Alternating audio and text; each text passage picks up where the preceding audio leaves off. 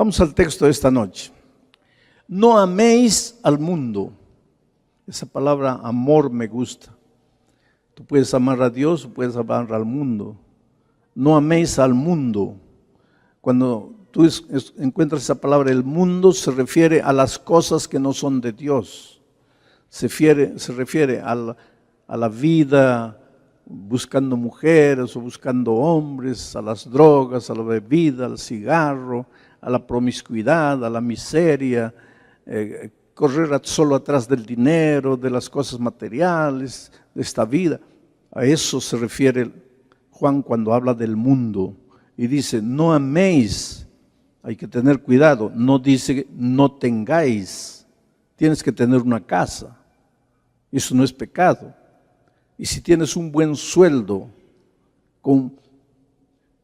de 100,000, 120,000 por año, no pienses que el cristiano tiene que ganar 30,000 y que el cristiano no tiene que tener dinero. Eso no es así.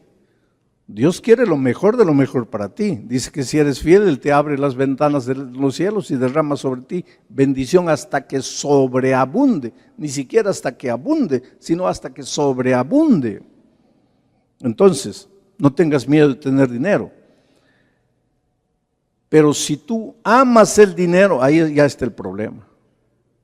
¿Cuál es la diferencia entre tener dinero y amar al dinero? El que tiene dinero usa el dinero, administra el dinero y generalmente lo usa para hacer felices a las personas. Pero el que ama el dinero, ese no suelta para nada. Él cuida las cosas que involucran dinero, no cuida a las personas. Llámese personas, esposa, hijos. A él solo le interesa guardar. Y su argumento es para mi vejez. No vas a llegar a viejo, querido, te vas a morir joven. Y eso le dijo Jesús a un hombre rico, avariento. Le dijo, ¿qué estás ahí construyendo celeros y celeros y celeros? Oh insensato, esta noche te llega la hora. Y todo lo que has juntado, ¿para quién será? Entonces no es el asunto de, no tengas miedo de tener dinero, pero ten pavor de amar el dinero. No tengas miedo de vivir en este mundo, tienes que ir a la universidad, tienes que tener amigos. ¿Cómo vas a traer a las personas para Cristo si no te relacionas? ¿Cómo vas a traer a los pecadores para Cristo si no te relacionas con los pecadores? ¿Te acuerdas que los fariseos un día criticaron a Jesús y le dijeron, este se junta con los pecadores, este come con los pecadores? ¿Dónde comía? Pues en el restaurante. En ese tiempo no había restaurante, pero en los lugares donde los pecadores comían. Entonces hay muchos cristianos que no quieren juntarse con las personas que llaman pecadores. Si no te juntas con ellos, ¿cómo les vas a hablar del evangelio? ¿Cómo los vas a traer? No tengas miedo de sentarte en una mesa con los pecadores, con lo que se puede pensar pecadores, pero no ames esa situación. Estás ahí circunstancialmente para traerlos, pero no ames, que no te guste esa situación. Eso es lo que Juan dice, no améis al mundo ni las cosas que están en el mundo. Si alguno ama al mundo, si tú te enamoras de las cosas de afuera, entonces el amor del Padre no está en él. Ahora, ¿por qué Juan dice esto? Ahí tenemos que entender el contexto. Porque pues Juan escribió a la iglesia de Efeso, porque Juan era el pastor de la iglesia de Efeso. Y una de las filosofías peligrosas que estaba entrando a la iglesia era el famoso gnosticismo. ¿Qué cosa enseñaba el gnosticismo? Básicamente dos cosas. El gnosticismo enseñaba, el cuerpo es malo, pero el espíritu es bueno. Él separaba las dos cosas. Y tú en la Biblia encuentras, esto es interesante, querido, porque el otro día yo venía en el avión y una persona elegante, bien vestida, estaba mirando por la ventana y llorando. Y pues, si una persona llora, es porque algo malo le está pasando. Y yo le dije, ¿le puedo ayudar? Y él me dijo, no. Y siguió ahí. Y pues ya yo no quise decirle más nada. Hay que respetar la privacidad de las personas. Pero un poco más allá en el vuelo, él mismo me dijo, Señor, disculpe, no quise ser malcriado, pero es que estoy viviendo un momento difícil en mi vida. Le dije, ¿qué te pasa? Me dice, es que mi mamá ha muerto y estoy viajando para su entierro. Y me dice, yo no estoy triste en realidad porque mi mamá ha muerto, porque era una ancianita. Y yo creo que la muerte fue hasta una bendición para ella, porque ahora ya descansa tranquila. Eso no me angustia. Yo sabía que mi mamá en algún momento iba a descansar. Y es verdad, queridos, a veces llega un momento en la vida, en nuestra vida, que la muerte ya es una bendición. Él me dice, lo que me angustia es que no sé a dónde se ha ido mi mamá. Porque algunos me dicen que si fue buena, se va a ir al paraíso. Y si fue mala, se va a ir al infierno. Y si fue más o menos buena, más o menos mala, se va a ir al purgatorio. Y otros me dicen que no hay infierno, que no hay cielo, que no hay paraíso, no hay nada. Dicen que el espíritu salió y se va a reencarnar. Tal vez en una piedra, en un animal, en un árbol. Y otros dicen que si mi mamá ha dejado algo pendiente, su espíritu va a vagar, hasta que los hijos arreglemos lo que ella ha dejado pendiente.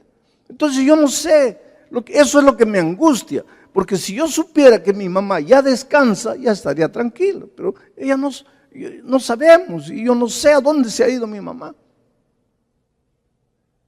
Y él me mencionó varias veces a Dios en su conversación. Yo le dije, ¿tú crees en Dios? Sí. Entonces, ¿tú crees en la Biblia? Me dice, sí, pero nunca he leído la Biblia. ¿Pero crees en la Biblia? Sí.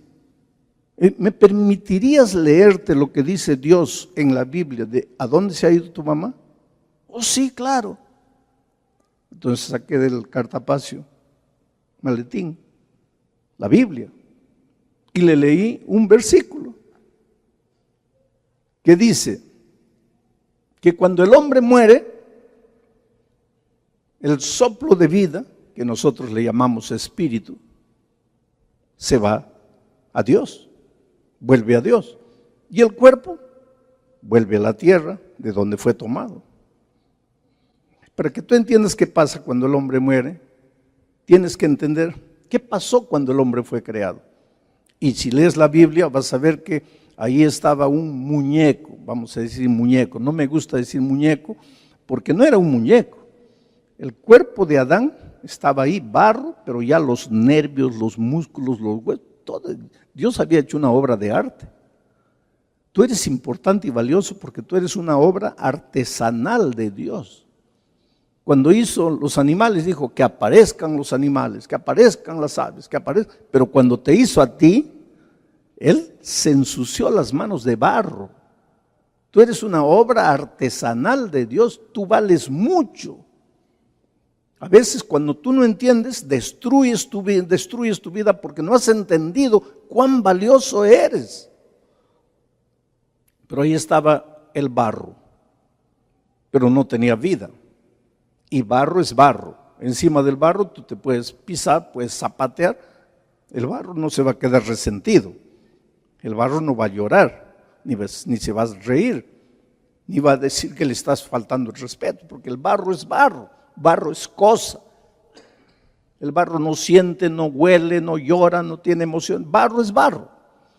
Pero la Biblia dice que entonces Dios sopló en su nariz el aliento de vida.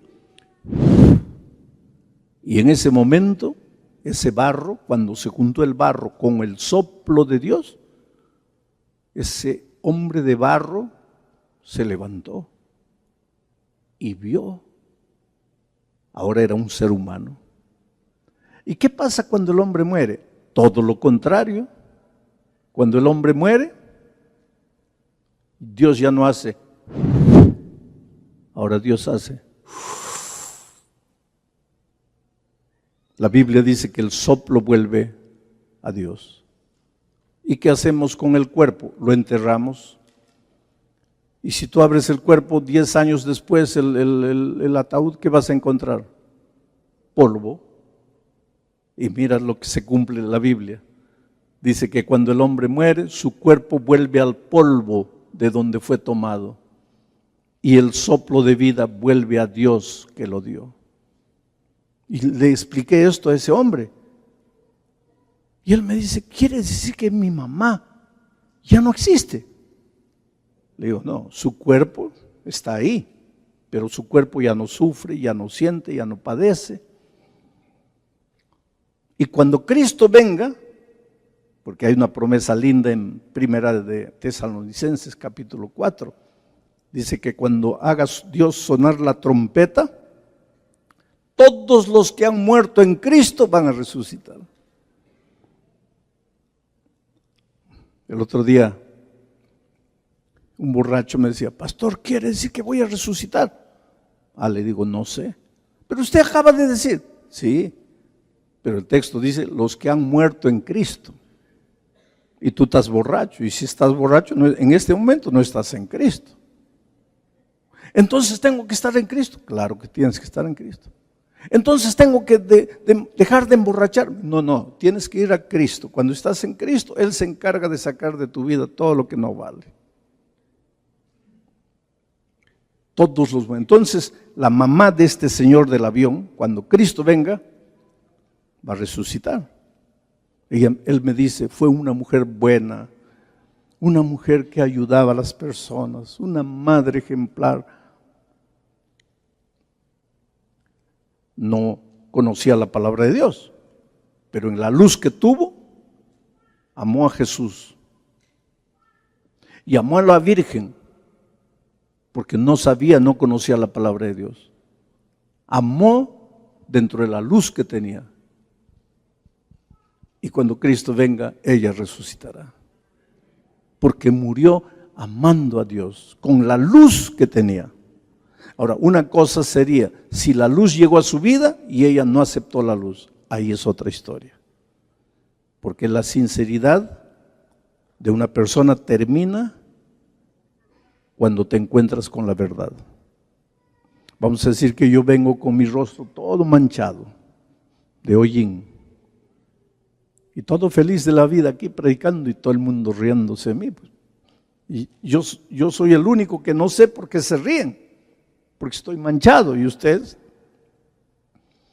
Pero uno de ustedes agarra un espejo y me muestra, mire, y cuando veo el espejo, pues me veo. Ahí acabó mi sinceridad. Yo estaba sinceramente sucio de barro, pero a partir de ahí, si no me lavo, ya voy a ser sinceramente terco. Ya soy terco, porque estoy rechazando la verdad. Pero esta señora nunca se confrontó con la verdad. Sirvió a Dios en la luz que conocía. Cuando Cristo venga, resucitará. Y él me dice, quiere decir que el soplo de vida que movió a mi mamá ya está en Dios, ya no está vagando. No. Eso es lo que la Biblia dice. Pues lee, aquí está, mira. Está. Y él leyó. Y su rostro cambió. Dice, Señor, gracias. No sabía que era pastor. Después, al final, yo ya le dije que yo era pastor. Pero él me dice, gracias. ¿Dónde puedo comprar una Biblia? ¿En qué librería venden?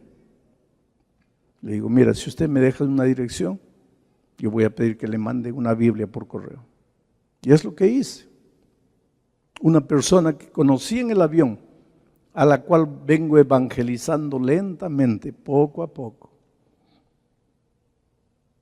Entonces, los gnósticos del tiempo de Cristo, del tiempo de Juan en la iglesia de Efeso, ellos creían que el espíritu era bueno y la carne era mala. Y entonces ellos pensaban, miren el raciocinio peligroso, no importa lo que la carne haga, porque todos tenemos el espíritu bueno. Entonces, aunque la carne haga lo que haga, nos vamos a salvar porque quien manda es el espíritu bueno que tenemos dentro de nosotros. Y entonces, esos gnósticos eran miembros de la iglesia de Efeso, no todos, pero algunos. Entonces vivían emborrachándose, vivían fornicando, vivían adulterando, vivían amando las cosas del mundo, y el sábado estaban en la iglesia tranquilos. Y decían, pero ¿por qué ustedes hablan tanto contra el pecado? Y, sí, el pecado, eso es de la carne. Y la carne va a morir, pero mi espíritu es bueno. Por eso estoy aquí, porque yo sirvo a Dios, porque mi espíritu es bueno. Mi carne es mala, pero yo no tengo culpa de eso. Entonces viene Juan y les escribe y les dice, espera aquí, no améis al mundo, ni las cosas que están en el mundo.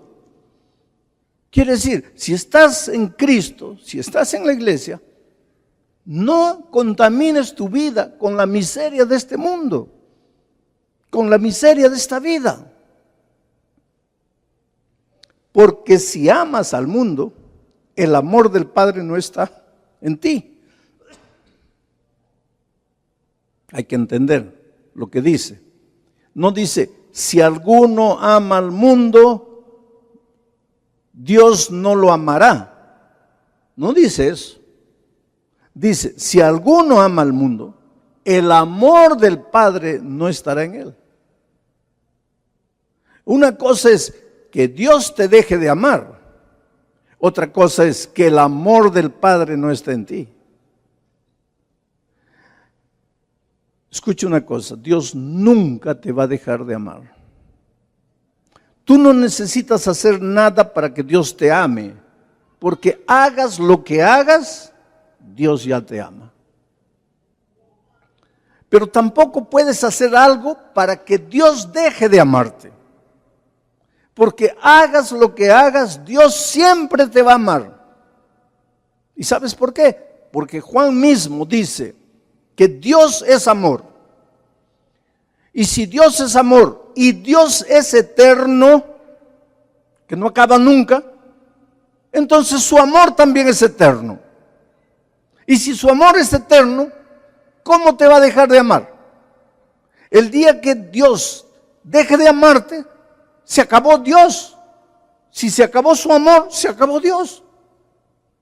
Porque Dios es amor. Entonces, nunca digas Dios te va a dejar de amar. Nunca digas Dios me dejó de amar. Pero Juan dice que si tú estás muy amarrado al mundo, si tú estás jugando con las cosas del pecado allá afuera, el amor del Padre no va a estar en ti. Quiere decir, el amor del Padre no te va a servir de nada.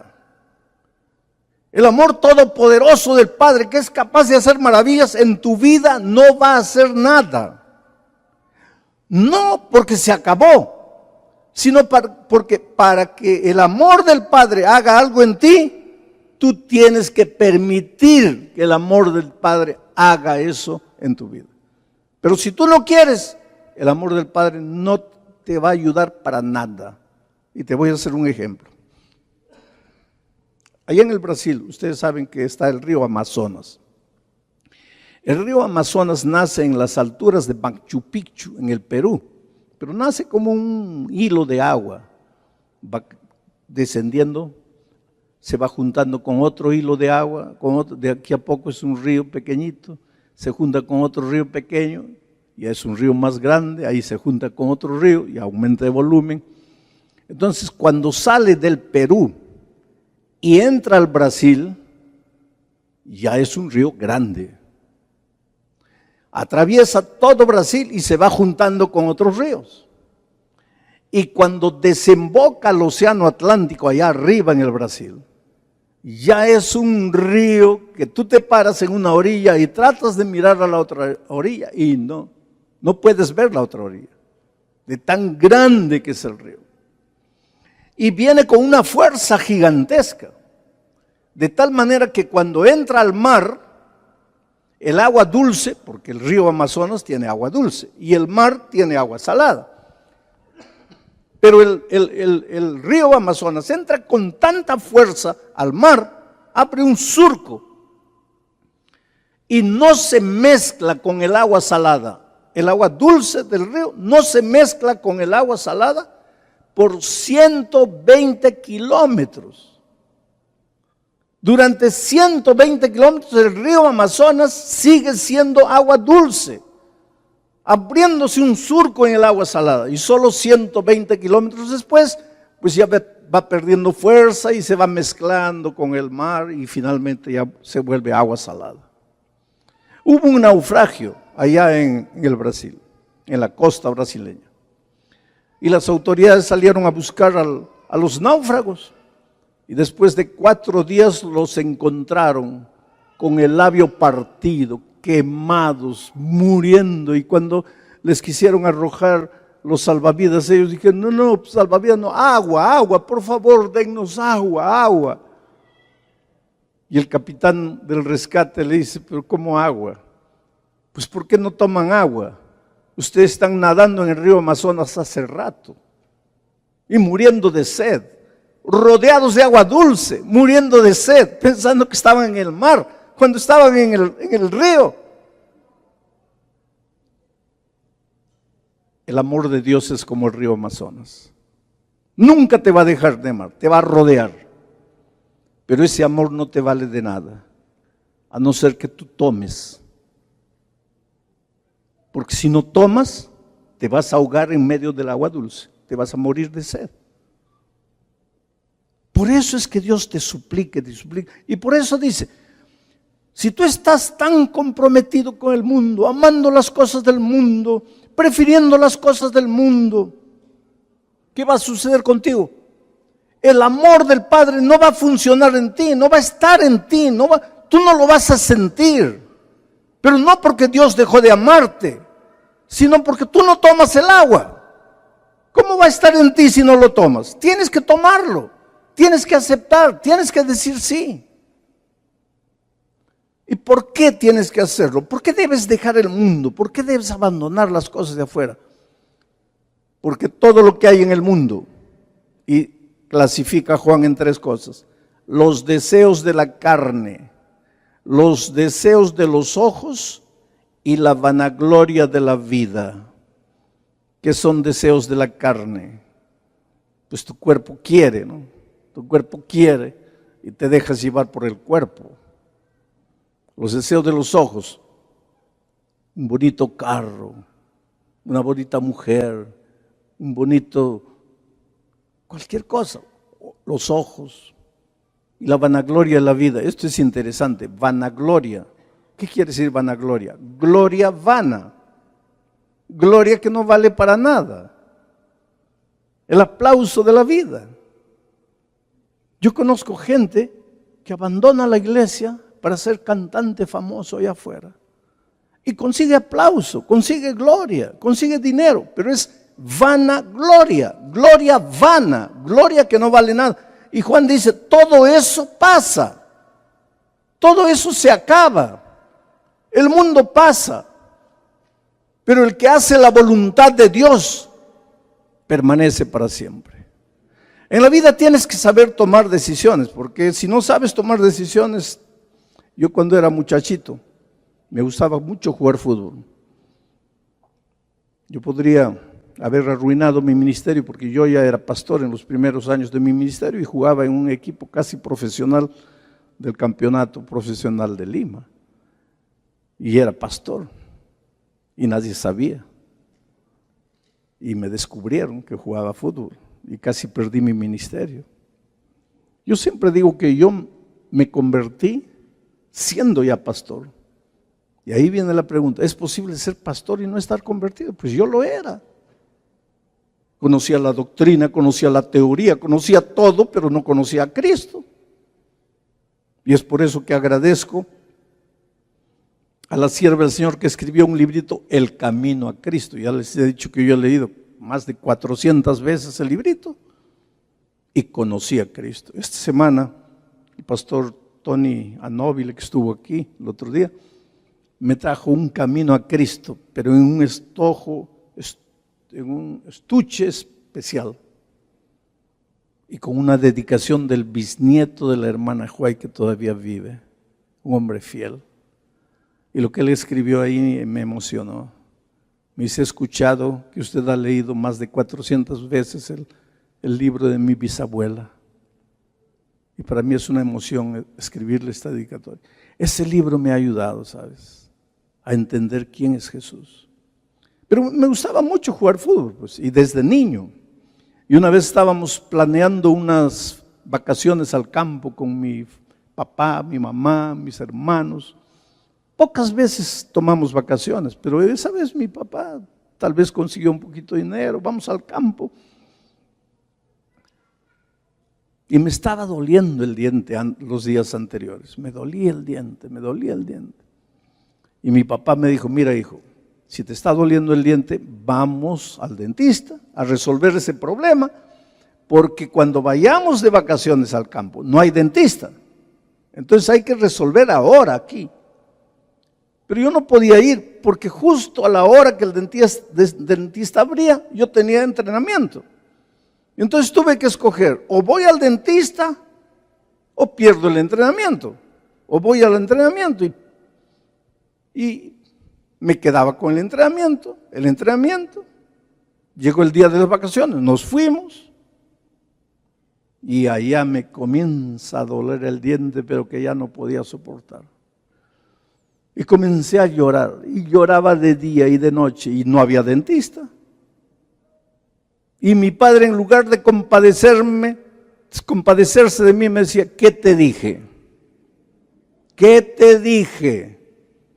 Tomaste la decisión equivocada, ahora sufre. ¿No podrías haber perdido el entrenamiento e ir a resolver el problema de tu diente? Y ahora no hay dentista. ¿Qué te dije? Pues mi padre era duro. Pero si Dios un día nos dijera: ¿qué te dije? ¿No pudiste haber tomado una decisión sabia? ¿Qué te dije? ¿Y qué le vas a responder? En el Brasil sucedió un incidente impresionante, ¿sabes? Un taxista una noche estaba caminando buscando clientes y vio el cuerpo de un niño atropellado. Y comenzó a luchar en su corazón. ¿Qué hago? Si lo recojo y lo llevo al hospital, van a decir que yo lo atropellé. Y si lo dejo, se va a morir. ¿Qué hago? ¿Qué hago? Y su corazón venció y dijo: no, aunque vengan los problemas que vengan, voy a salvar al muchachito. Agarró, lo metió al taxi, comenzó a buscar el hospital más cercano y a 200 metros encontró una clínica de emergencias. Salió él corriendo para pedir una camilla: por favor, hay un niño atropellado, está agonizando, ayúdenme. Y la enfermera le dice: mira, esta es una clínica particular, este no es un hospital del Estado. Vamos a recibir, pero usted tiene que llenar una ficha aquí y tiene que dejar un cheque de 5,000 reales de reserva. Él le dijo: ¿pero qué 5,000 reales? Yo soy un taxista y estoy trabajando, encontré al niño muriendo, yo no tengo dinero y el niño se está muriendo, por favor. Después buscamos a los padres: ayúdenme, por favor. Nada. ¿Quién es el gerente aquí? Salió un médico: no, yo soy el dueño de la clínica y por principio no vamos a recibir a ese niño. ¿Pero qué principio? El niño se está muriendo. No vamos a recibir. Ahí el taxista, que no conocía a Dios, pues vociferó, dijo 3, 4, 5 palabras feas, lo mandó al médico a subir la montaña y volvió al taxi, agarró el taxi, comenzó a buscar otro hospital y efectivamente encontró un taxi ya un poco distante, a 2, 3 kilómetros, y cuando vino la camilla, todo el niño ya había muerto. Ahí comenzaron a buscar al niño, a los padres del niño, a avisar. Comenzaron a buscar, ese día no lo encontraron. Al día siguiente comenzaron a buscar y encontraron al padre, el dueño de la clínica que no lo quiso recibir. Y cuando este padre se enteró que un taxista desconocido le estaba suplicando que salvara a su propio hijo, enloqueció, perdió la razón, no pudo soportar. Pero querido, cuando Cristo venga, si tú te pierdes, a Dios no le va a doler la conciencia, porque hizo todo lo que pudo para que te salvaras. Envió a su Hijo Jesucristo a morir en la cruz del Calvario por ti. Pero Él solo te puede invitar, no te puede traer por la fuerza. Tú tienes que querer, tú tienes que rendirte. Porque cuando tú te entregas a Jesucristo, estás tomando el agua dulce. Cuando te entregas a Jesucristo, estás en el amor del Padre. Yo estaba saliendo de un estadio en Brasil después de predicar. Y un hombre corrió. Yo estaba ya entrando a mi carro, él corrió. Me dice, pastor, deme 2 minutos. Le digo, está bien, acompáñame hasta el carro. Y él me dice, mire, yo no soy de su iglesia, yo no soy nada, yo no soy de ninguna iglesia. Yo no soy ni católico, ni bautista, ni adventista, no soy nada. Yo he venido esta noche aquí porque mi vida está destruida, porque no sé qué hacer, porque las cosas están de cabeza para abajo. He sido un hombre rico, una de las mayores cadenas que venden neumáticos, llantas, gomas, aquí fue mía. Mucho dinero. Yo me iba a Las Vegas y quemaba ahí miles de dólares. No me afectaba, era próspero. Mi esposa murió a consecuencia de mi maltrato.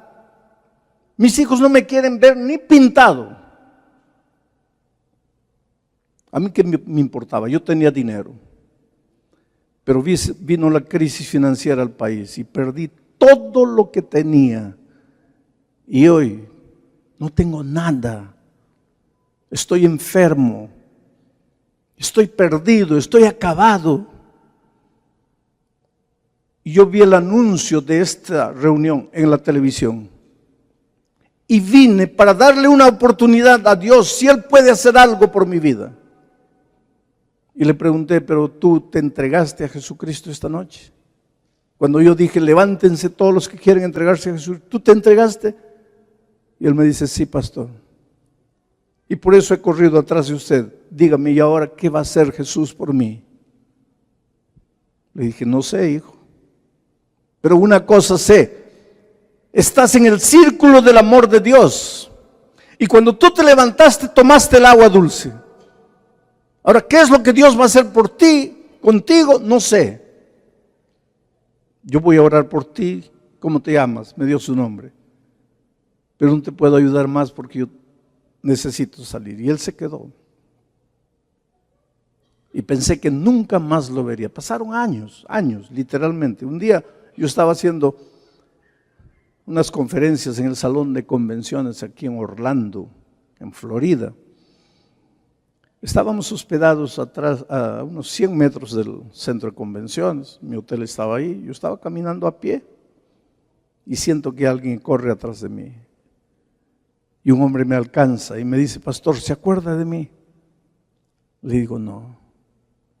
Pastor, yo lo busqué en el estadio de la Portuguesa, allá en Brasil, ¿se acuerda? Una noche. Le dije que era un empresario rico, que lo había perdido todo, que estaba desesperado y que esa noche me entregué a Cristo. Le digo, claro, me acuerdo de ti. ¿Y qué haces aquí? Me dice, pastor, me vine aquí porque allá no podía hacer nada. Y me vine porque tenía visa. En mis buenos tiempos yo me venía a Los Ángeles a quemar dinero ahí. Entonces me vine. ¿Y en qué trabajas? Me dice, no tengo empleo. ¿Y cómo vives sin empleo? Porque en este país nadie vive sin empleo. Y él sonríe y me dice, pastor, ¿sabe por qué no tengo empleo? porque yo no trabajo para nadie, yo no soy empleado de nadie, yo tengo mi propia empresa aquí en los Estados Unidos. ¿Y cómo fue eso? Y me contó una historia increíble, ¿sabes? Me dijo, mire pastor, aquella noche cuando usted se fue, yo me quedé parado ahí en el corredor, en la entrada del estadio, y la gente salía y salía, salía. Yo no sabía ni de qué iglesia era eso. Y le pregunté a alguien, ¿de qué iglesia es esto? Y él me miró. Tú no eres adventista, esto es de la iglesia adventista. No, yo no soy adventista. ¿Y cómo viniste? Y le conté a él lo que le conté a usted. Solo que él me abrazó y me entregó su Biblia y me dijo, ahora que has conocido a Jesucristo, ahora que le has entregado tu vida, tienes que estudiar la Biblia para que aprendas a vivir como Jesús quiere que vivas. Y te voy a regalar mi Biblia, aquí está. Y si tú quieres, yo te ayudo a estudiar la Biblia. Dame tu dirección, yo te visito, vamos a estudiar la Biblia juntos. Y fue así. Y encontró Marcos 16, 16 que dice, ¿qué dice? El que creyere y fuere bautizado, este será salvo. Y le preguntó el hombre, ¿tú crees? Sí. Entonces, bautízate. Y se bautizó. Dice, pastor, me bauticé 3 meses después de aquella noche. Pero mi vida continuaba igual. No tenía dinero, no tenía empleo. Vivía de favor en la casa de un amigo de otros tiempos. Y un día levanté mis ojos al cielo y dije, Señor, ¿qué hago en esta vida? Ya tenía 60 años de edad. Ya no era un jovencito. Si no construí nada hasta aquí, ¿qué voy a construir de aquí para adelante? Pero entonces sentí aquí dentro, como diciendo, sal de este país, vete a otro lugar. Y pensé en Estados Unidos y me vine aquí, porque tenía la visa. Llegué a este país con $400 en el bolsillo. Pastor, ese dinero se acabó en 3 días, 4 días. Usted no sabe lo que he sufrido en este país. Literalmente, pastor, yo dormí en la calle, comía basura para poder vivir. Descubrí que sacaban del McDonald's desperdicios y me iba. Cuando salía la basura yo abría las bolsas y sacaba esas papas frías, esas hamburguesas frías, restos, y comía. Y una medianoche de hambre estaba comiendo y sale el gerente de McDonald's ahí, de la tienda, del restaurante. Me dice, ¿qué estás haciendo ahí? Estoy comiendo. Ven, me hizo entrar. Me sirvió una hamburguesa caliente, papas fritas calientes. Hacía muchos días que yo no comía algo caliente y decente. Comí, terminé, le agradecí y le dije, mira, Dios te ha enviado, gracias, ya me voy. Y el hombre me dijo, ¿cómo que te vas? ¿Comiste? Tienes que pagar. Sí, pero es que yo no te pedí, tú me diste, yo no tengo dinero, ¿cómo te voy a...? No, pero ¿comiste o no comiste? Sí, comí.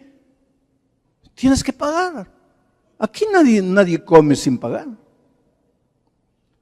Pero ¿cómo te voy a pagar? Yo no tengo nada. Por favor, entiende, no tengo dinero. ¿Pero comiste? Pues sí, porque me diste. Entonces tienes que pagar. No tienes dinero, vas a pagar con trabajo.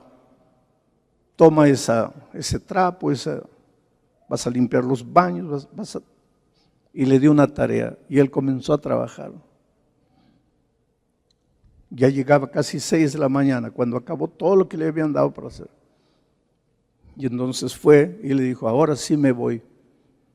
Y el hombre lo miró y le dijo, ¿cómo que te vas? Sí, ya acabé todo lo que usted me dio. Sí, pero trabajaste, sí. Entonces no te puedes ir sin tu pago.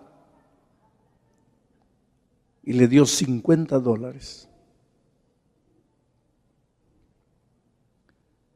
Y ese hombre grandazo comenzó a llorar.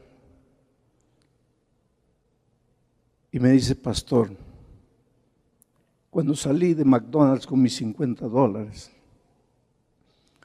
Dios encendió una lámpara aquí en mi cabeza. Y dije, me voy a dedicar a limpiar baños, a limpiar restaurantes. Y comencé. Hoy día tengo una empresa. Tengo 200 personas que trabajan para mí. He comprado una casa linda aquí.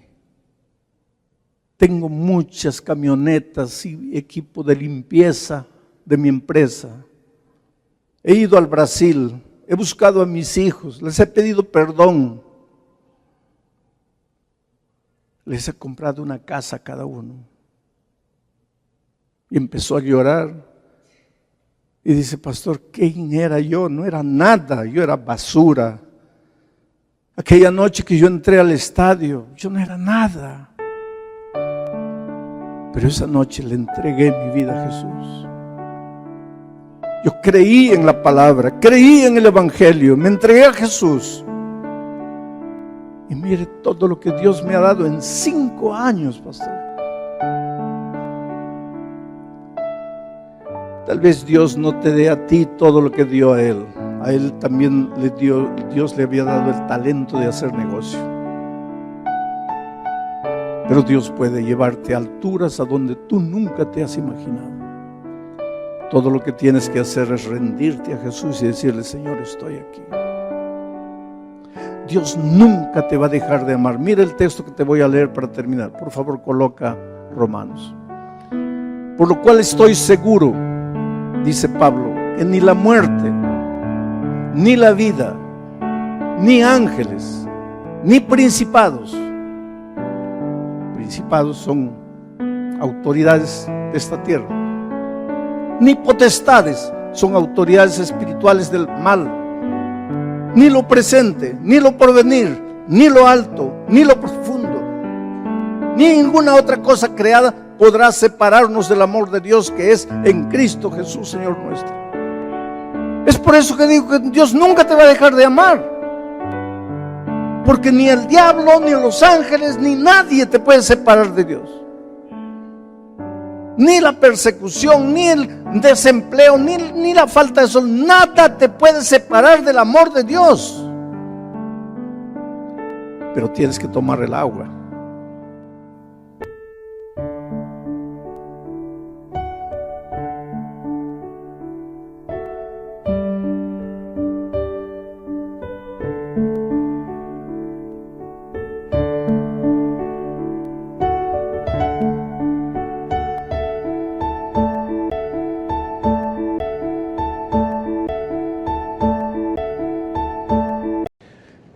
Voy a leer el texto en primera persona singular. Él lo escribe en segunda persona plural. Yo voy a leerlo en segunda persona singular.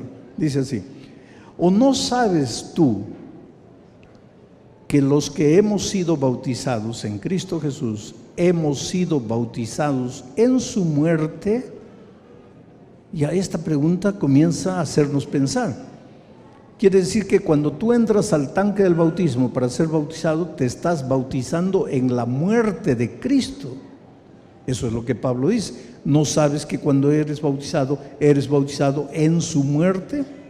Y después explica: porque somos sepultados juntamente con Él para muerte por el bautismo. ¿Por qué dice somos sepultados? Porque en la hora del bautismo eres sepultado con Él para muerte por el bautismo, a fin de que como Cristo resucitó de los muertos para la gloria del Padre, así también nosotros andemos en vida nueva.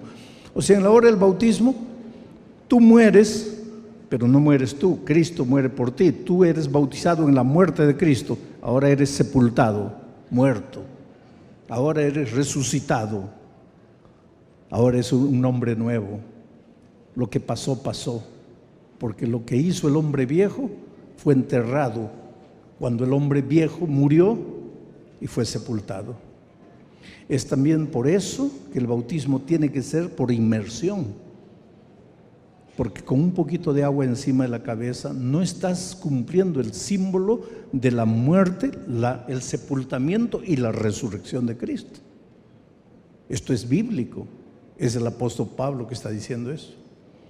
Pero ahora te voy a explicar qué quiere decir que somos bautizados en la muerte de Cristo. Vamos a entender. El propio Pablo, en el capítulo 6, un poco más adelante, dice: porque la paga del pecado es la muerte. Después añade: todos pecamos y estamos destituidos de la gloria de Dios. Todos pecamos y la paga del pecado es la muerte. Quiere decir, el resultado del pecado es la muerte. Para entender esto tenemos que entender qué es la vida, porque no podemos entender qué es la muerte sin entender qué es la vida.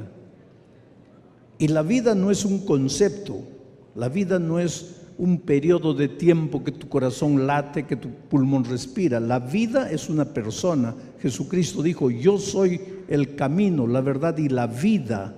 Cristo es la vida. Vamos a decir, aquí está Cristo, Él es la vida. Si tú quieres estar vivo, no estoy hablando de vivo biológicamente, porque todos estamos vivos esta tarde biológicamente, pero espiritualmente, ¿estamos vivos? Esa es la pregunta. Ahora, si tú quieres vivir plenamente, tienes que estar en la vida que es Cristo. Él es la vida. Si Cristo es la vida, en el momento que tú te separas de Jesús, te estás separando ¿de quién? De la muerte, de la vida. Y al separarte de la vida, estás entrando al territorio de la muerte. Este es territorio de la muerte. Todo lo que el ser humano viva separado de Jesús no es vida, es muerte. Por eso hay gente que dice: esta vida no es vida. Claro que no es vida si estás separado de Jesús. Para que la vida sea vida, tienes que estar en Cristo, porque Él dijo: yo he venido para que tengan vida y vida en abundante. Y Juan dice: el que tiene al Hijo tiene la vida. El que no tiene al Hijo de Dios no tiene la vida. Cristo es la vida. Cuando estás en Cristo, oh queridos, te levantas de mañana, levantas los ojos al cielo. Dios mío, gracias, estoy vivo, Señor, estoy vivo, gracias.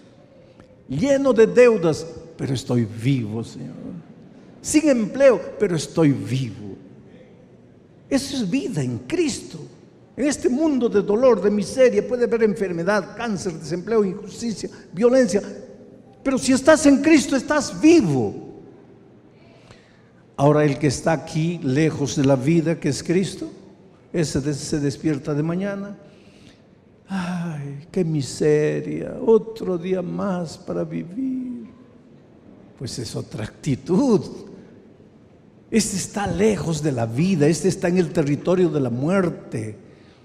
Este territorio es terrible, porque no es que te separas de Jesús, mueres, no. Entras al territorio de la muerte. Es un largo camino de condenación que vas muriendo, muriendo en el gerundio, muriendo, muriendo, muriendo, muriendo. Cada día, cada año, cada vez más muriendo, muriendo. Muere tu matrimonio, muere tu vida financiera, mueren tus valores, mueren tus principios, mueren las ganas de vivir. Llega un momento en que te preguntas: ¿para qué vivo? ¿Para qué estoy aquí? Vas a morir un día definitiva y eternamente, pero hasta que llegue el día de la muerte eterna, vas a caminar el camino de condenación, vas a transitar el camino de la muerte, donde el diablo te va matando lentamente, lentamente, lentamente. Ahora, el diablo también te puede dar, no te puede quitar nada. Tú te separas de Cristo, Él te puede dar dinero, fama, poder, mansiones, lo que tú quieras. El diablo tiene todo, Él te puede dar. Te puede quitar todo o te puede dar todo. Pero todo lo que te dé no te sirve de nada. ¿Sabes por qué? Porque no te puede dar paz. ¿Cómo te va a dar paz si el pobrecito no tiene paz? ¿Y de qué te sirve el dinero sin paz? El poder sin paz, la fama sin paz. Yo conocí a uno de los hombres más ricos del Brasil. Me senté frente a frente con él. quería conocerlo, un hombre famoso. Él me llamó, quería conversar conmigo, porque su secretaria era miembro de nuestra iglesia, y en una Navidad le regaló un libro mío, y ahora él leyó el libro, quería conocerme. Y él me dijo: usted sabe que yo tengo todo el dinero del mundo. Sí, yo puedo comprar lo que quiera, yo sé, yo puedo ir a donde quiera, yo no necesito comprar un billete de avión, un boleto de avión. Yo llamo mi propio avión con mi propio piloto para que me lleve a donde quiera. Y yo pensaba en mi corazón: ¿pero qué quiere este hombre? Y después se puso triste, me dice: pero pastor, cuando llega la noche no puedo dormir. Siento como que si hubiera hecho algo malo, como si le hubiera quitado algo a alguien, y yo no le quito nada a nadie. Yo no soy malo, pastor, yo soy un hombre bueno. ¿Por qué me siento así, culpable? ¿Por qué? Dígame por qué, dígame qué me falta. Solo le pido 2 cosas. Y yo le digo: pero usted sabe que yo soy pastor. Y él como que se molestó y me dice: sí, y los pastores solo pueden hablar de Jesús, Jesús, Jesús, ¿no pueden hablar de otra cosa? Le dije: sí, yo le puedo hablar de fútbol, le puedo hablar de geografía, de historia, de la bolsa de valores, de la cotación del dólar, de lo que usted quiera. Pero usted me ha preguntado qué me falta. Fútbol no le falta, historia no le falta, dinero no le falta, acciones en las bolsas de valores no le falta. Lo que le falta es Cristo. Pero ¿qué? Usted me dice: no me hables de Jesús. Es que ese es el hombre moderno. Tiene dinero, tiene fama, tiene todo, pero no tiene paz. Es que en este territorio, lejos de la vida para que tenga significado, sentido, solo aquí. Cuando te separas de Él, ya entraste al territorio de la muerte, ya entraste al territorio de la muerte. La vida no tiene sentido, pierdes todo, o puedes tener todo, pero igual no tiene sentido. Ahora yo te hago una pregunta: ¿habría solución para ti que estás aquí? ¿Sí o no? ¿Cuál sería la lógica solución? Regresar. Y eso es lo que esta semana hemos estado hablando, la invitación de Jesús: venid a mí, venid a mí, venid a mí. Bueno, tú das media vuelta, llegas a la conclusión: no vale vivir esta vida, voy a volver a Jesús, vuelves. Pero cuando estás volviendo, ahí aparece el diablo. ¿Tú sabías que el diablo conoce bien la Biblia? El otro día alguien me preguntó: pastor, ¿el diablo es ateo? No. ¿Quién te ha dicho que el diablo es ateo? El diablo cree. Santiago dice eso en la palabra de Dios. Dice: tú crees, haces bien. El diablo también cree y tiembla. El diablo cree, el diablo conoce bien la palabra de Dios. ¿Te acuerdas en el desierto cuando el diablo fue a tentar a Jesús? Fue con la Biblia abierta y le leía los versículos de la Biblia. El diablo conoce muy bien la palabra de Dios. Y el diablo conoce ese versículo de Romanos que dice: porque la paga del pecado es la muerte. Entonces, cuando tú estás aquí y decides volver a Jesús y comienzas a venir, ahí el diablo se presenta y dice: espera, Señor Jesús, ¿qué estás haciendo? ¿Lo vas a recibir a este miserable pecador que se ha venido aquí porque ha querido? ¿Tú lo vas a recibir de vuelta? Y Jesús dice: sí, lo voy a recibir. ¿Y por qué? Porque Él está volviendo. Espera un poco. ¿Este libro es tu palabra? Sí. ¿Podemos confiar en la Biblia? Sí. ¿Todo lo que está escrito aquí es verdad? Sí. ¿Y este versículo que dice: la paga del pecado es la muerte, también es verdad? Sí. ¿Y por qué lo vas a recibir? Pues si él pecó, tiene que morir. ¿Por qué lo vas a recibir de vuelta? Miren la situación en que se encuentra Jesús ahora. Porque Él te quiere recibir, pero su palabra es eterna. Y su palabra dice que la paga del pecado es la muerte. Y tú has pecado y tienes que morir, pero ahora quieres ir a Él. Y ahí el diablo dice: no, Señor, Él pecó, tiene que morir. ahí entra la muerte del Señor Jesucristo. Porque Jesucristo le dice al diablo: es verdad que él pecó, es verdad que él merece morir, pero yo morí sin haber pecado, y ahora yo le voy a dar mi muerte a él. La paga del pecado es la muerte. Él pecó, él va a pagar, pero con mi muerte, porque yo le regalo a él mi muerte para que pague su deuda. ¿Está todo arreglado? ¿Lindo? ¿Maravilloso? ¿Gloria a Dios por eso? No, hermanos. Ahí está el asunto. Ahí está el asunto. Ahora vas a entender. ¿No sabes que cuando te bautizas en Cristo Jesús, eres bautizado en la muerte de Cristo? ¿Qué quiere decir eso?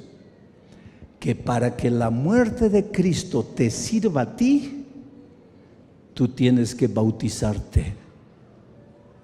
Porque cuando te bautizas, te estás bautizando en la muerte de Cristo.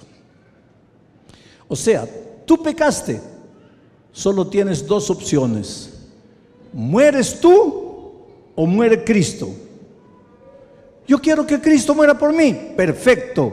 Entonces vas a morir la muerte de Cristo en el agua. Ahí Cristo muere por ti. Ah, Señor, pero es que yo no quiero bautizarme. Entonces mueres tú. No, pues, pero yo no quiero morir. Entonces muere Cristo. No, pero es que no estoy preparado. Entonces mueres tú. No, pero que, Señor, entonces te bautizas. Tú no tienes camino. Todos pecamos. Todos estamos condenados a muerte. Solo tenemos dos caminos: o morimos nosotros o muere Cristo. Pero si yo quiero confiar en la muerte de Cristo, tengo que bautizarme. Porque cuando te bautizas en la muerte de Cristo. Pero las personas inventan disculpas para no bautizarse. Dicen, una de las disculpas: pastor, es que no estoy preparado. Hay otros que dicen, pastor, pero téngame un poco de paciencia. Todavía no. Pastor, cuando me jubile. No, pastor, cuando termine mis estudios. No, pastor, cuando llegue mi mamá que está en Ecuador, cuando ella vuelva aquí, ahí me bautizo. Y algunos dicen otra cosa: pastor, yo quisiera bautizarme, pero en la iglesia hay criticones, hay gente que no vive lo que predica. Para ser así no quiero bautizarme. Para que entiendas esto, te voy a contar, te voy a hacer una ilustración. Vamos a decir que tú estás en el mar, te estás ahogando. Ya nadaste, ya luchaste para salir, simplemente no puedes. Ya estás rojo, ya morado, ya tragaste agua, ya no tienes más, ya te estás muriendo, ahogando. Y cuando ya estás para hundirte, aparezco yo en un helicóptero y te arrojo una cuerda y te digo, agárrate. Te digo, agárrate. La cuerda está ahí y tú me miras desde abajo. Ay, pastor, téngame paciencia. Ay, pastor, todavía no estoy preparado. Querido, ¿qué te vas a preparar? O te agarras o mueres. No hay tiempo para pensar. Ay, pastor, yo quisiera agarrarme la cuerda, pero estoy viendo ahí en el helicóptero un criticón, un hipócrita. ¿A ti qué te importa, querido? Ese asunto es salvarte. El bautismo es la cuerda de salvación que el Señor Jesús te entrega. Agárrate. No inventes argumentos, no inventes disculpas, entrégate. Esto es bíblico, el Espíritu de Dios lo dice así.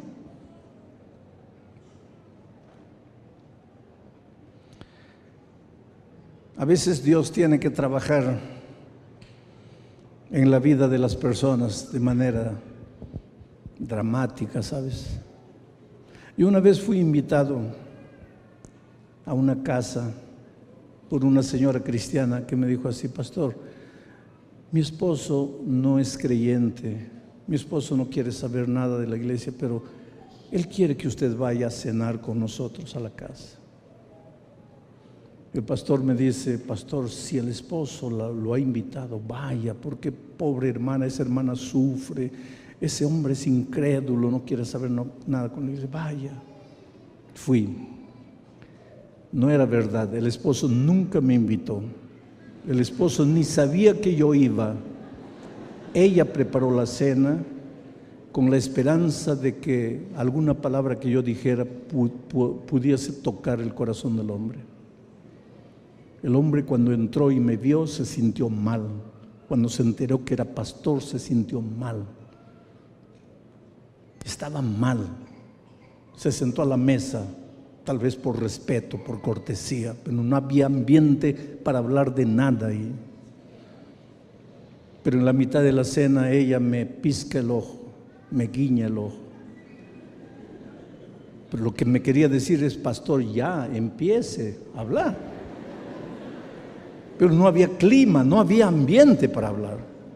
Pero ella de nuevo, y yo comencé a pensar: esta señora me va a meter en problemas aquí, porque mi esposo me mira, me guiña y me guiña.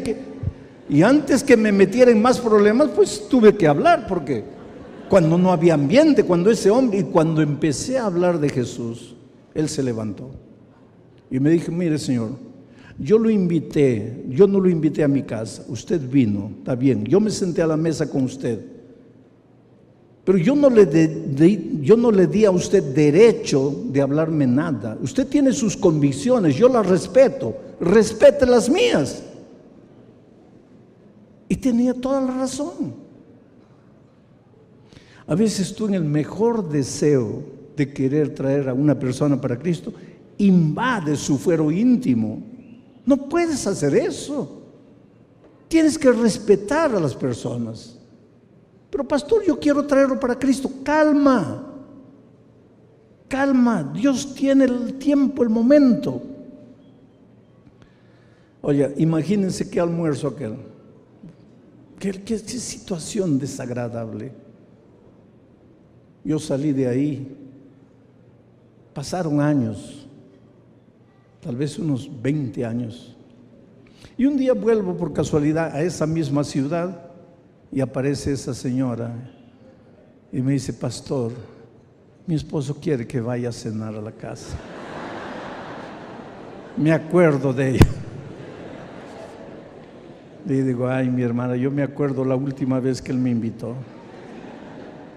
Y ella comienza a llorar y me dice: pastor, discúlpeme por lo que hice aquel día, pero ahora sí, pastor, mi esposo quiere cenar con usted.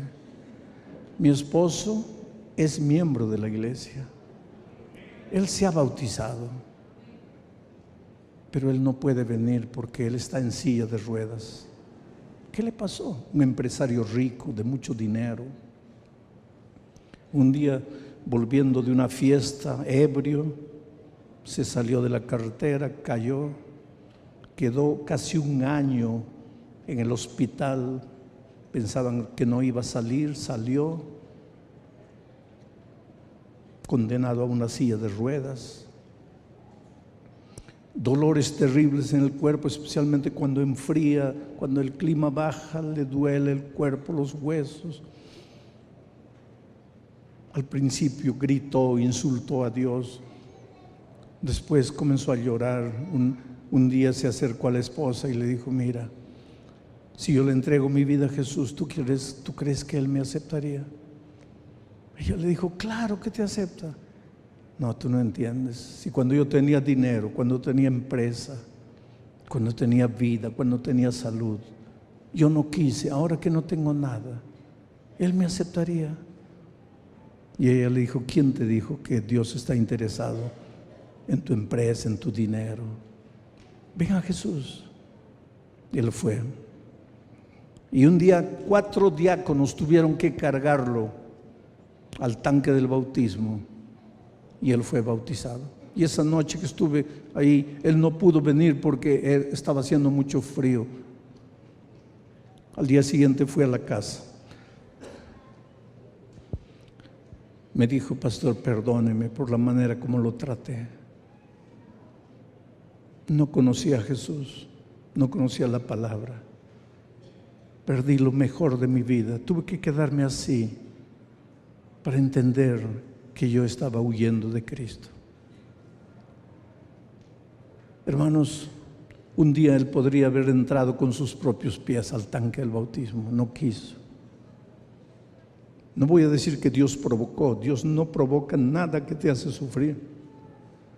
Pero Dios permite que la vida a veces te coloque una armadilla por ahí. La vida. Él vino al bautismo cargado por otros. Por eso la palabra de Dios dice: hoy es el día de buena nueva. Hoy es el día de salvación. Todos hemos pecado. Nuestra única salida es Cristo. Pero es el bautismo. Porque cuando te mueres, te bautizas en la muerte de Cristo. Y cuando resucitas, resucitas con Cristo para una vida victoriosa. Tus pecados te fueron perdonados.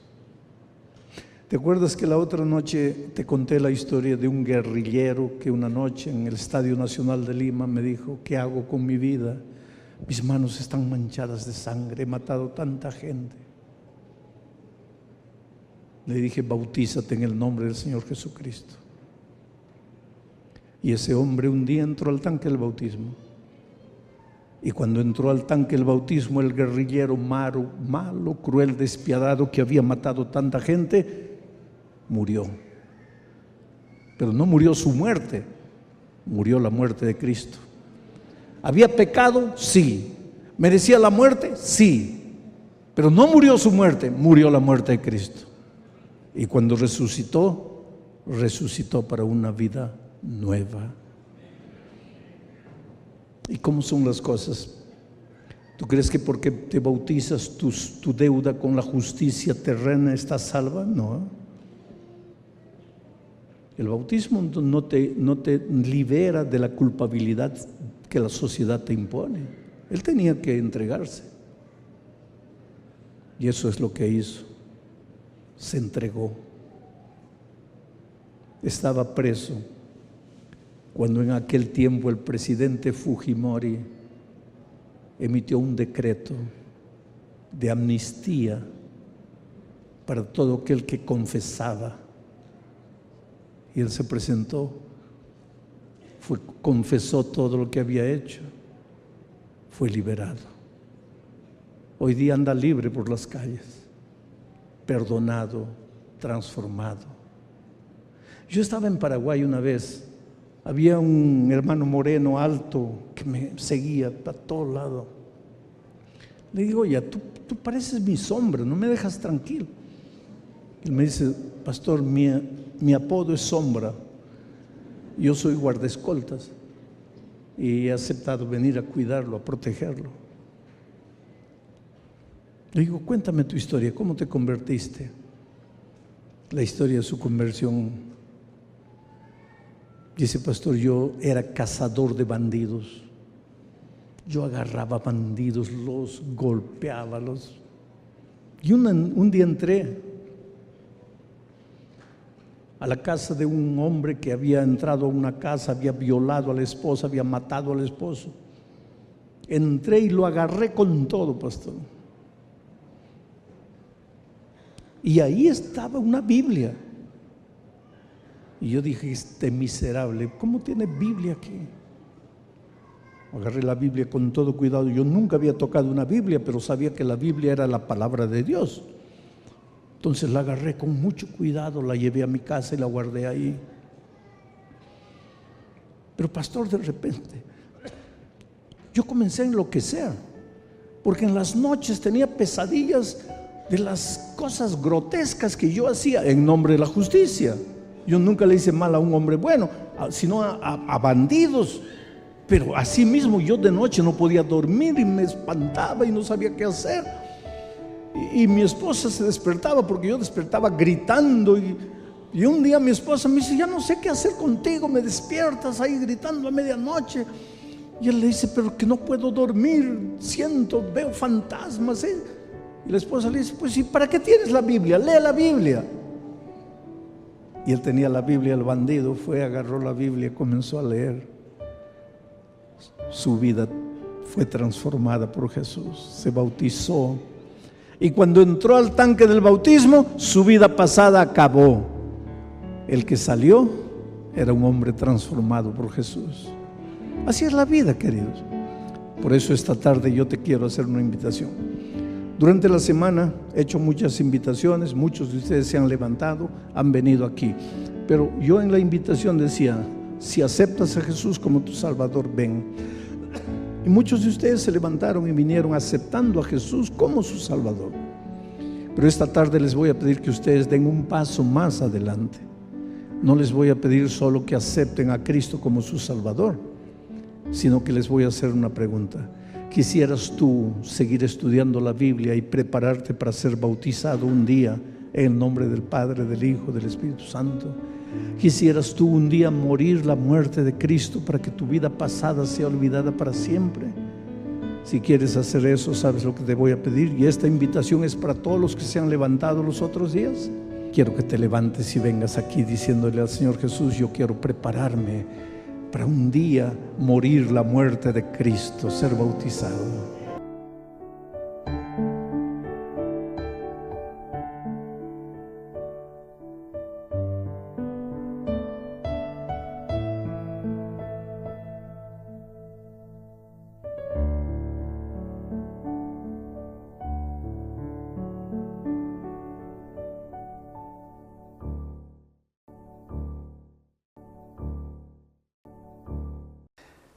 Hola querido, qué bueno estar nuevamente contigo para seguir meditando en incidentes del libro de los Éxodos, pero incidentes históricos que traen lecciones para nuestros días. El texto para esta noche está en Éxodo capítulo 4, versículos 1 y 2. Leo el texto, dice así. Entonces Moisés respondió diciendo, he aquí que ellos no me creerán ni oirán mi voz, porque dirán, no te ha aparecido Jehová. Y Jehová dijo, ¿qué es eso que tienes en tu mano? Y él respondió, una vara. Dios le preguntó a Moisés, ¿qué tienes en la mano? Y él respondió, una vara. Una simple vara. Ahora quiero contarles el contexto de este diálogo entre Moisés y Dios. Dios le apareció a Moisés en la zarza ardiente y le dijo, pues ahora vas a ir, he escuchado el clamor de mi pueblo, he visto su dolor y ahora ven, ahora te voy a enviar para libertar a mi pueblo de la esclavitud de Egipto.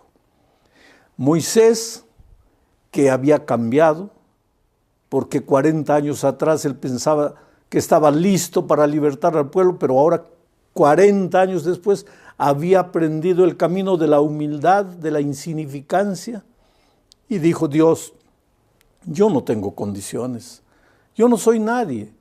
Si voy diciendo que Dios me ha enviado, nadie me va a creer, me van a preguntar quién es Dios.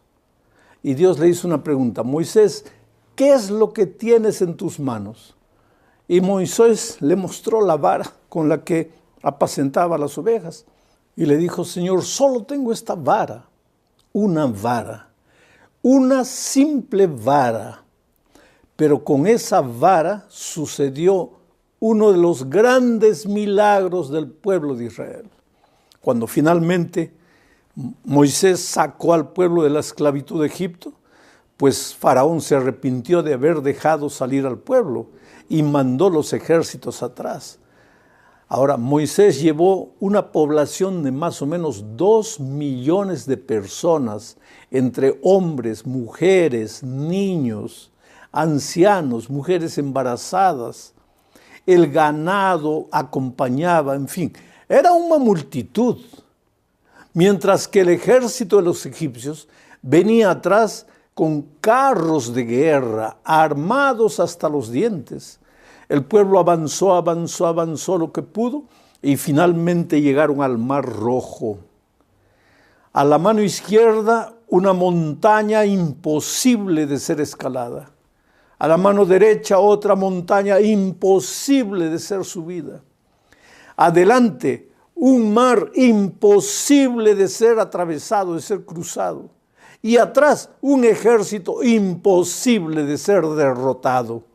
Lógicamente que el pueblo comenzó a llorar. Y le dijo Moisés, ¿para qué nos sacaste de la tierra de Egipto? Allá éramos esclavos.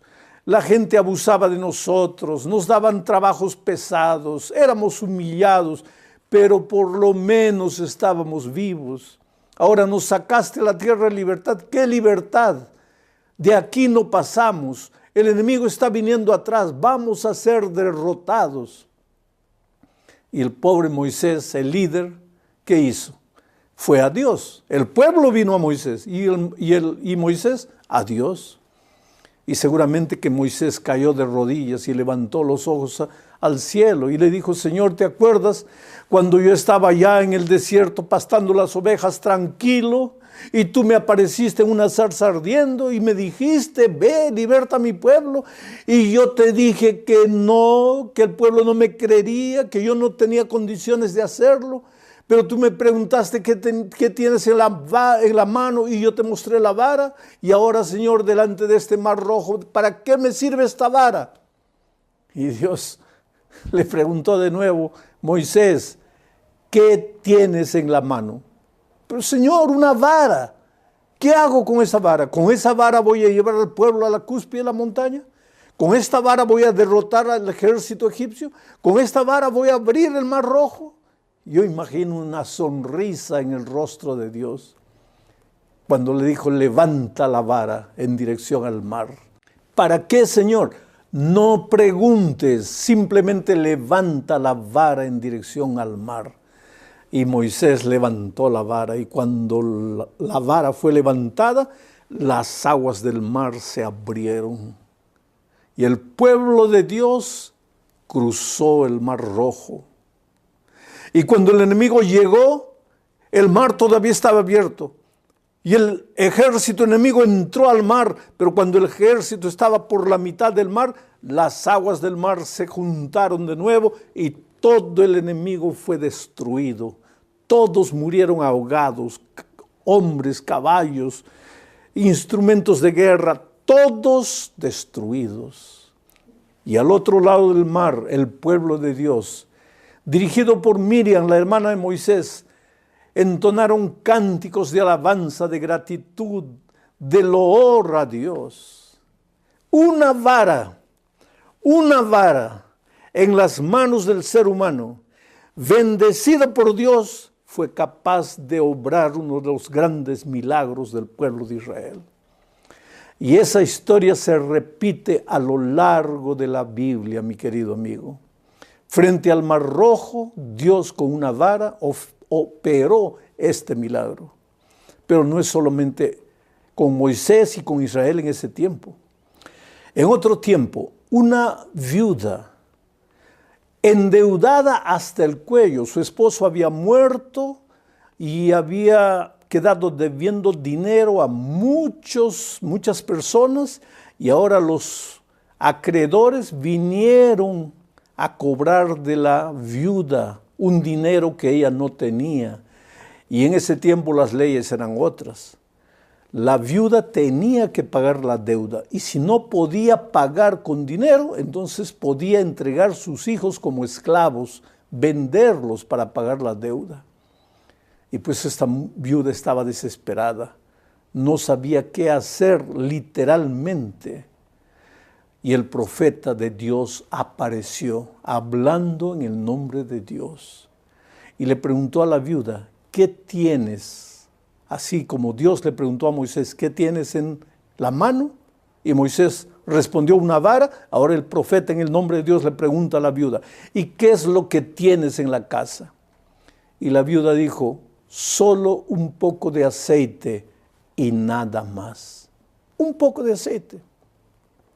¿Cómo pagar toda la deuda del esposo con ese poco de aceite? Sus hijos serían vendidos irremediablemente. Desde el punto de vista, no tenía salida, solo un poco de aceite. Pero ¿sabes lo que le dijo el profeta? Sal, tú, tus hijos, busquen todas las vasijas vacías que encuentren en el vecindario y traigan. Y la mujer salió con los hijos y trajeron vasijas. Yo imagino, el texto no lo dice, pero yo imagino que el profeta le preguntó, ¿es todo? Sí, ya todo, ya no conseguimos más vasijas. Muy bien, ahora cierra la puerta. Ahora agarra el poco de aceite que tienes y échalo a una vasija. Y la mujer comenzó a echar y la vasija se llenó y el aceite estaba igual en la botella. Agarró la otra botella, la otra vasija igual y el aceite de la botella no se acababa. Y la otra, y la otra, y la otra. A medida que todas las vasijas se iban llenando y el aceite de la botella no se acababa, ella se comenzó a alegrar. Se comenzó a alegrar y de repente todas las vasijas fueron llenas y todavía sobraba aceite en la botella.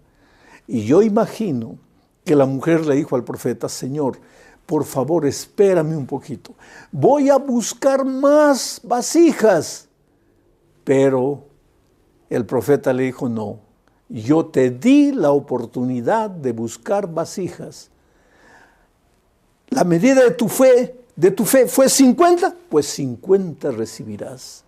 Si la medida de tu fe hubiera sido 100, hubieras recibido 100. Y si la medida de tu fe hubiera sido 1000, hubieras recibido 1000. Ya las puertas se cerraron. Vas a recibir la medida de tu fe. Mira, querido, un poco de aceite fue suficiente para pagar toda la deuda que el marido había contraído. Es que lo poco de Dios en tus manos, bendecido por Dios, es capaz de hacer maravillas. Hasta aquí ya vimos que Moisés con una vara abrió el Mar Rojo. La viuda con un poco de aceite pagó todas las deudas del esposo. Pero la Biblia está llena de incidentes como este.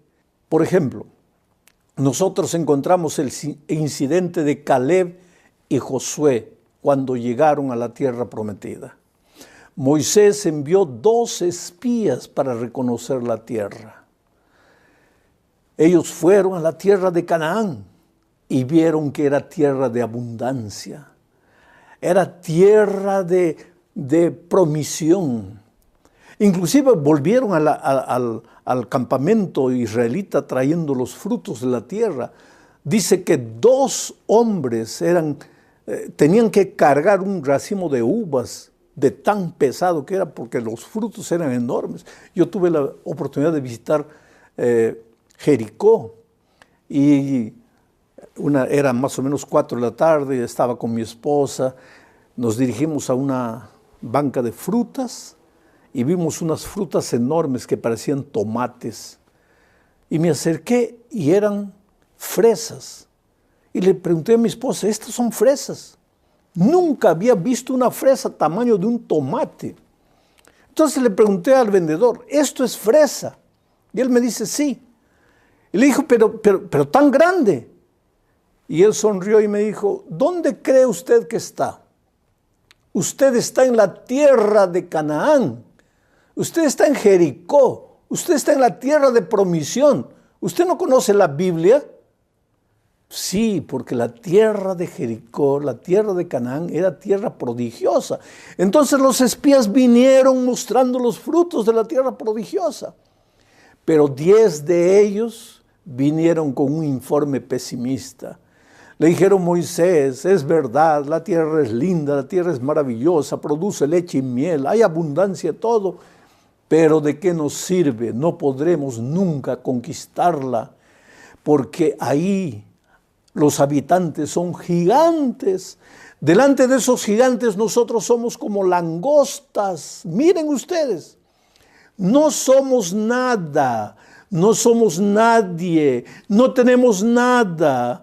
Ellos están armados hasta los dientes, son gigantes, gigantes. Nosotros somos como langostas. Ahora dime una cosa, querido. ¿Qué ser humano puede ser del tamaño de una langosta delante de otro ser humano? Nadie. Eso era fruto de su pesimismo, fruto de su imaginación enferma. Ese era el complejo de la insignificancia, el complejo de no soy nadie, nadie me quiere, nadie se importa conmigo. ¿Para qué habré venido a este mundo? Para sufrir. No tengo nada. ¿Cómo no tienes nada, querido? No hay nadie que no tenga nada en la mano. Moisés tenía una vara, pues con esa vara Dios abrió el mar rojo. La viuda tenía un poco de aceite, un poquito, dirían los peruanos, pero con ese poco de aceite la viuda pagó todas las deudas contraídas por el esposo. Ahora el pueblo de Israel, ya para entrar a la tierra de Canaán, viene con el mismo argumento: no somos nadie, no tenemos nada, no podemos. Es por eso que el pueblo vagó durante 40 años por el desierto, porque Dios le dijo: está bien. No creyeron en mi poder, no creyeron que yo, con hombres sin armamento, sería capaz de entregarles la tierra armada hasta los dientes. No creyeron en el Dios todopoderoso que tienen. Pues entonces todos ustedes van a morir. Esta generación de incrédulos va a morir en el desierto y solo la próxima generación va a entrar a la tierra de Canaán. Oh querido, la medida de la fe.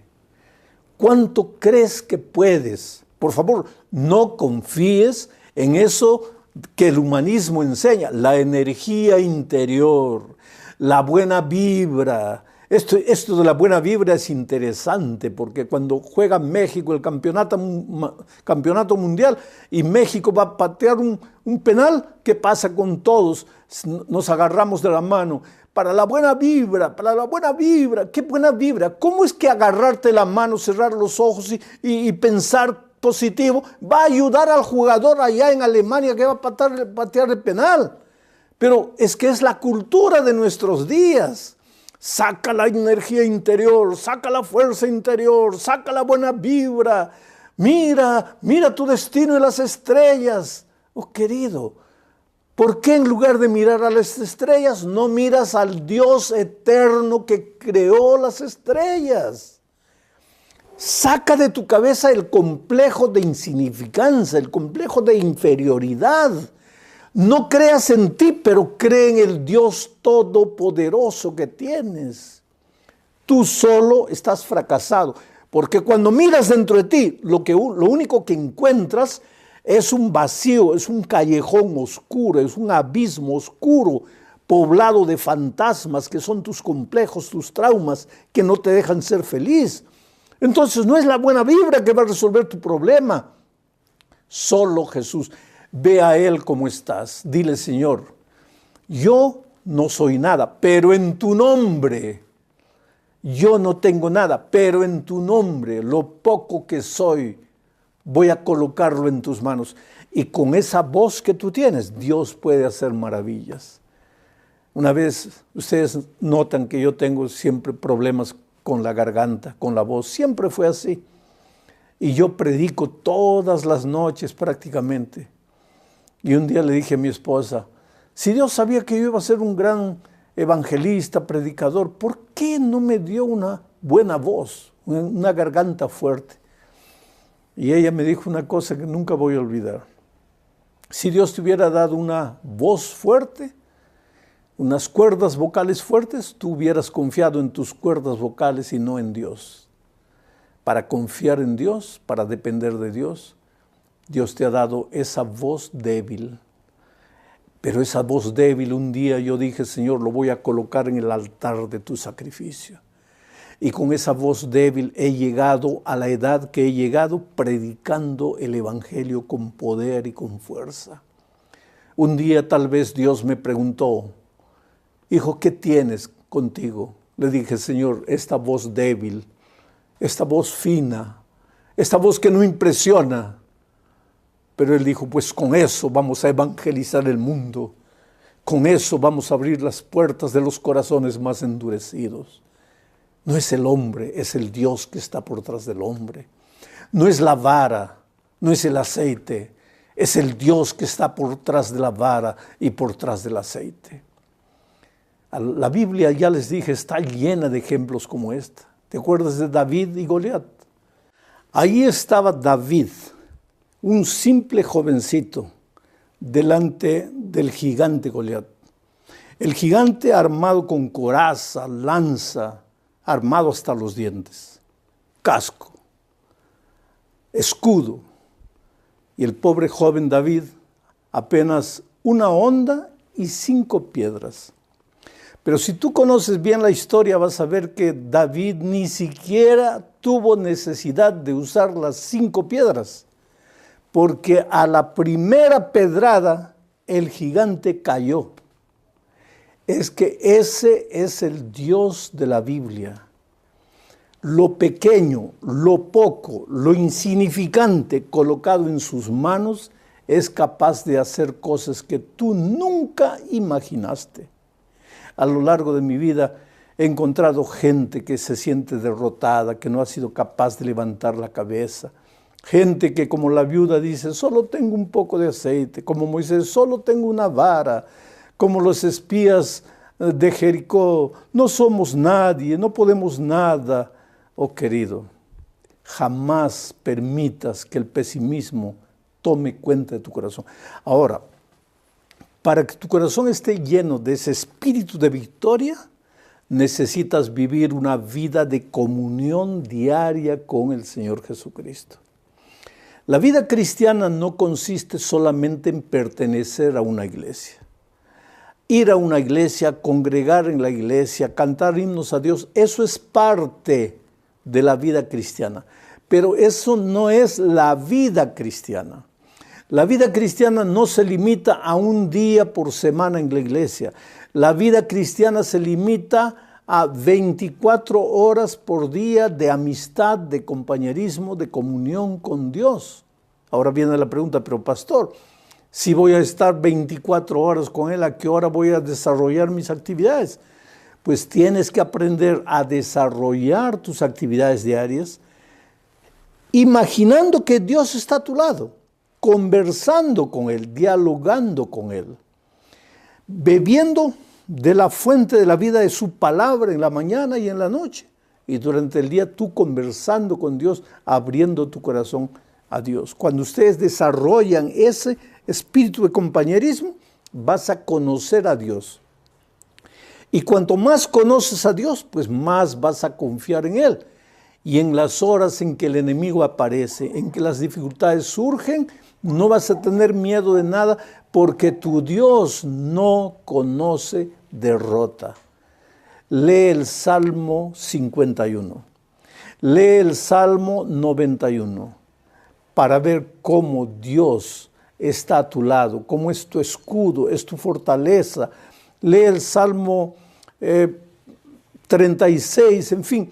Hay tantos salmos de la Biblia que te muestran que en el caminar de esta vida, en el peregrinar de este desierto, no estás solo. Te voy a contar la experiencia de Ariel, joven mexicano, soñador, lleno de planes para su futuro. Emigró a otro país con el deseo de vencer, de realizar el sueño americano. No le fue bien. Regresó a México. En México se juntó a jóvenes peligrosos, formó parte de pandillas y un día en una riña de pandillas mató a otra persona. En consecuencia fue a parar a la cárcel. Desperdició años preciosos de juventud en la cárcel. Salió de la prisión con 54 años de edad. Ahora dime, con 54 años de edad, la pregunta lógica es, ¿qué voy a hacer? ¿Qué voy a hacer con mi vida? Ya mi vida se acabó, ya no tengo futuro. Pero en ese momento triste, decidió regresar a su ciudad natal. Cuando él era niño, sus padres eran miembros de la iglesia. Le enseñaron, le leyeron historias de la Biblia, la historia de David, de Goliat. Pero él en la adolescencia se endureció su corazón a Jesús, no quiso saber de nada y pues ahí comenzó su vida de violencia, su vida perdida por caminos extraños, extraviado completamente. Ahora, al salir de la prisión con 54 años, decidió volver a su tierra natal, a su pueblecito. Ahí recordó lo que había aprendido cuando era niño. Se estaba realizando una semana de conferencias. Él fue a la iglesia a escuchar la palabra de Dios. Y una de esas noches el Espíritu de Dios tocó su corazón, lo sacudió y él cayó de rodillas y le entregó la vida al Señor Jesús. Y ese hombre que entró a la iglesia diciendo, con 54 años, ¿qué voy a hacer de mi vida? Ya no soy nada. Ahora, cuando le entregó el corazón a Jesús, salió de la iglesia diciéndole a Jesús, Señor, tengo solo 54 años. Pero ahora te tengo a ti y en tu nombre no tengo miedo de nada y voy a abrir las puertas por más cerradas que estén. Él se bautizó, se unió al pueblo de Dios y ahora es un cristiano victorioso, porque así son las cosas en el mundo de Dios. No importa quién seas tú, no importa cómo vivas, no importa si tienes mucho o si tienes poco, no tengas miedo de entregarle la vida a Dios, de confiar en Dios. Yo he conocido en mi juventud jóvenes que no quisieron saber nada de Dios y hoy día en la vida pueden algunos hasta tener dinero, pero no son felices, casados 2, 3, 4 veces. No tienen paz en su corazón, están envejecidos por el alcohol, por los vicios. Pero también he conocido jóvenes que en la juventud le han entregado la vida a Jesús y hoy día yo los veo con un brillo de alegría en los ojos, con familias estables, con esperanza en el corazón. En estos tiempos de pandemia hay mucha gente que se desespera, hay mucha gente que no sabe qué hacer. El pueblo de Dios no está libre de las dificultades. Queridos, estamos caminando en el desierto de esta vida. Cuando el sol sale, sale para buenos y para malos. Cuando la lluvia cae, cae para buenos y para malos. Los cristianos no estamos incentos, no estamos vacunados contra las dificultades y problemas de esta vida, pero estamos vacunados contra el optimismo, contra el derrotismo, porque cuando le entregamos la vida a Jesús, Pablo dice, ya no vivo yo, Cristo vive en mí. Y cuando Cristo vive en ti, oh querido, puede haber tormenta, puede haber noche oscura, puede haber vientos contrarios.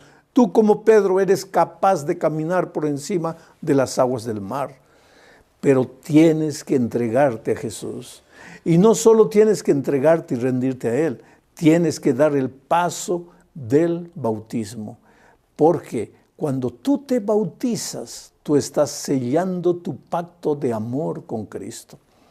El otro día alguien me dijo, pastor, yo amo a Jesús. Ya le he entregado mi vida. Yo voy a ser fiel a Él. Pero ¿por qué tengo que bautizarme? No basta que yo ame a Jesús. No basta que yo ya le he entregado mi vida a Jesús.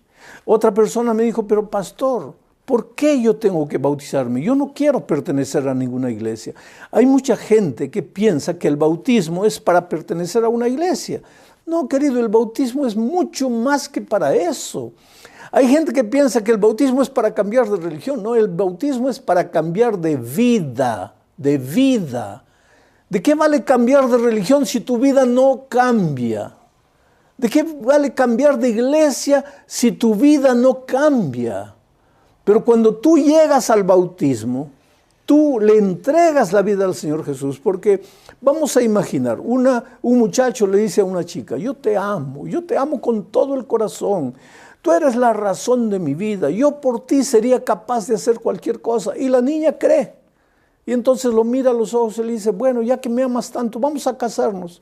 Y ahí el joven da un paso para atrás y dice, no, matrimonio no. Yo te amo, yo te doy mi vida, pero matrimonio no. ¿Qué amor es ese? Yo te amo, pero matrimonio no. La misma cosa sucede con Jesucristo. Oh Señor, yo te amo, yo te entrego mi corazón, pero bautismo no. ¿Por qué no bautismo? El bautismo es una especie de matrimonio con Cristo. Tú le entregas tu vida para vivir con Él en esta vida y en la eternidad. Y en el momento que tú entras al bautismo, toda tu vida pasada es sumergida, lavada, perdonada, y tú naces para una vida llena de victoria. Hoy es el día de buena nueva. Yo estaba en La Habana una noche, dije todo esto que estoy diciendo. Hoy tienes que entregarle la vida porque mañana puede ser demasiado tarde. Pero una pareja que asistió toda la semana no quiso bautizarse. Al día siguiente, sábado, nosotros estábamos yendo con la iglesia a la piscina para el bautismo, a la piscina pública. El joven en la motocicleta, la esposa atrás de la motocicleta, estaban yendo a la casa del campo y de repente no se dieron cuenta, había un camión parado. Él a última hora tuvo el instinto de echar la motocicleta y entraron por debajo del camión. Si él no hubiera visto a tiempo, él se iría de frente contra el camión. Pero cayeron por debajo del camión. Salieron todos rasmillados, sangrando. Y la esposa le dijo, está viendo, si nos estuviéramos bautizando en este momento, no estaríamos sufriendo lo que estamos sufriendo. Y fueron así al bautismo. Fueron los últimos en entrar a la piscina. Así todo heridos, gritando de dolor, pero ya no quisieron postergar. Les dijeron, no, mejor sanen completamente, cúrense las heridas. No quisieron, dijeron, vamos a ser los últimos, pero queremos bautizarnos. Y se bautizaron gritando de dolor. Oh, querido, si tú te puedes bautizar en paz, feliz de la vida, entregarle la vida a Jesús, ¿por qué tienes que esperar que llegue el momento de la muerte para bautizarte? Que hayas perdido todo para bautizarte. Dios te va a aceptar, claro que te acepta, pero ¿no sería mejor entregarle el corazón hoy? Felicitaciones, querido, felicitaciones por la decisión que tomaste. Ahora déjame hacer una oración por ti.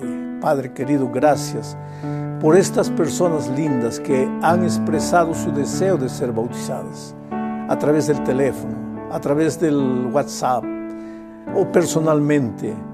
Han expresado su deseo de conocerte más, de estudiar más tu palabra. En diferentes lugares, no solamente aquí, sino en diferentes países, hay personas que han tomado su decisión. Tú eres un Dios que responde las oraciones. Tú eres un Dios que escucha el clamor de tus hijos, que tú ves la necesidad de tus hijos. En este momento, Señor, yo te suplico, por favor, extiende tu mano. Toca la vida de las personas que sufren, de las personas angustiadas, afligidas. Haz maravillas en esas vidas, en el nombre de Jesucristo. Amén.